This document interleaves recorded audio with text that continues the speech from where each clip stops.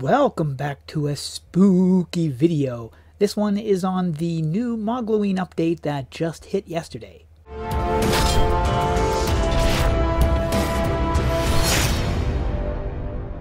So why am I looking at the Darkovia castle? Well, that is because later today that update is coming out.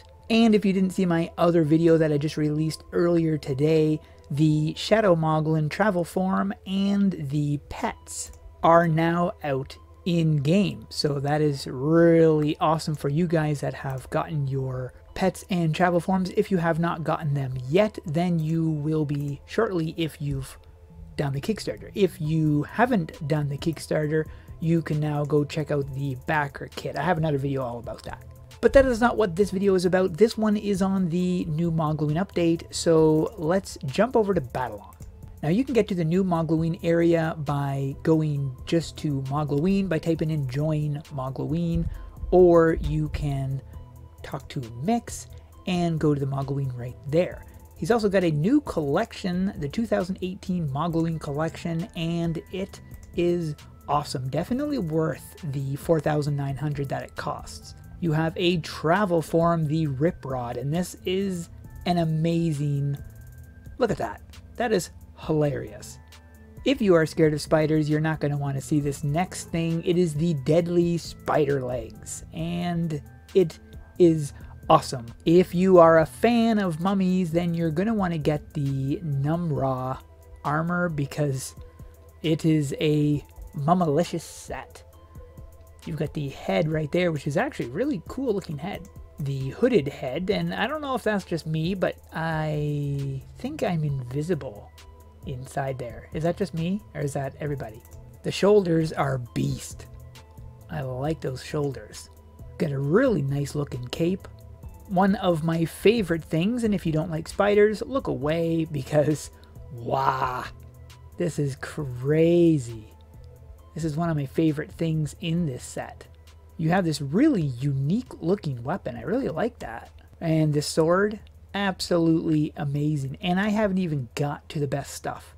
This thing is awesome. I wish it was more of a actual chainsaw. It's a little bit longer than chainsaws, but the idea of this is fantastic.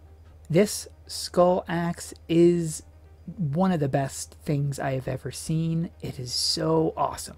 And if you didn't like that, then you might like the Spectral Skull Axe, which is the same thing, just reskinned so that it's undead.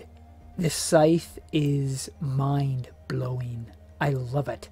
And they got a couple other things, but I'm going to let you check those out yourself. And now off to Mogollon. Now once you're in this area here, you have to turn around and head this way, because this is the way to the town. Welcome to the town of Mistcroft. I thought there was going to be quests and stuff here, but actually there are no quests, or at least none that I have found yet. Look at this undead ghost. He's got little cleaver. So if you talk to Andy Corn, I get it, instead of Candy Corn, that's a good one. He has some crafts, and this is an essential area, mainly because of the AQ World's 10th anniversary helm. This is a must. If you played AQ Worlds, this is something you're going to want. If you prefer female, well then you can get the female version, but I will be getting the male version, obviously. If you like the Brutal Helm, then you're going to like the Brutal Helm.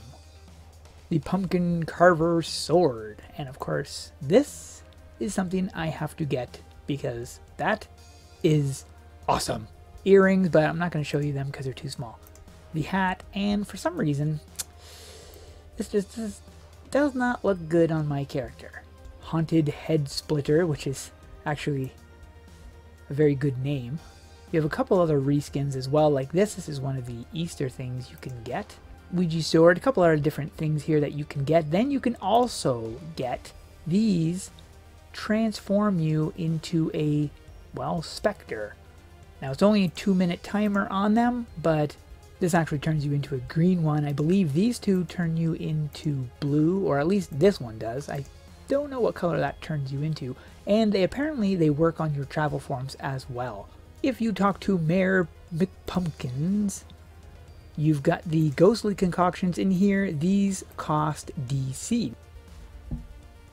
And that was the timer right there. This is what you're waiting for. Unfortunately, it's a 13-minute timer. And he usually spawns in here. I believe he spawns in a couple other locations. I've only been here for 2 spawns because I am new to this area. But, of course, you're going to need help bringing this guy down because he is a big guy. When you bring him down, grab his loot. Oh, look at that. Nice. And you get some candy from him as well. Now, that is not the only way to get candy. Oh, yeah, I wanted to show you this. Look at this poor guy. Tombstone fell over on him. So you'll see these little symbols on the door here, and if you click on that, you're going to trick or treat. You'll either get candy or a trick. But that is how you accumulate candy. You just keep doing that until you get the amount you need. It doesn't take that long, but because of the 13-minute timer on the boss, it does take a while. Now, due to that very nice boss, I was able to get the light blue consumable. So let's use that. Oh, I never knew there was an anchor on the shoulders. Anybody else see that? And apparently this also works in travel forms. Let's check that out. Oh, that is really cool. Now in the Mogollon area, you have a new boss here that you can fight. He randomly spawns here along with the other bosses. And you basically have a chance of getting all the stuff here that you could from the other bosses. If you head inside the manor, you can talk to Mix in here. Not too much has changed here, except there are some new witch stuff. You've got a pumpkin-related witch hat, a ghostly witch hat, which turns my hair green, a pumpkin scarf, which is actually really awesome, a ghostly scarf, which is definitely ghosty, and then this is my broomstick, which I need to switch my class to show you.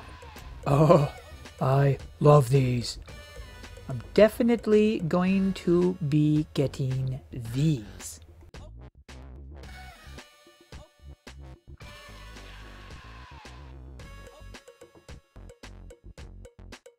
And this is one of the interesting things that you get from the boss, which I don't really know what it is. It's just a piece of paper, but interesting because it gives you a little bit of lore. This last part really gets me. Unless you want to be torn apart by rabid, screaming clowns. And this statue right here was one of the very first 3D models that they had in AQ3D and was not yet used except for finally in this area.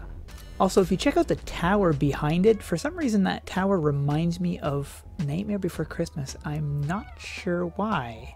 I'm just gonna go ahead and buy this because it is cool. So that is it for this video. Hope you guys enjoyed. If you want to check out my Twitter or the AE Federation, you can check the links in the description below. And if you like this video, be sure to give it a thumbs up and subscribe. We'll see you in the next one. Bye-bye.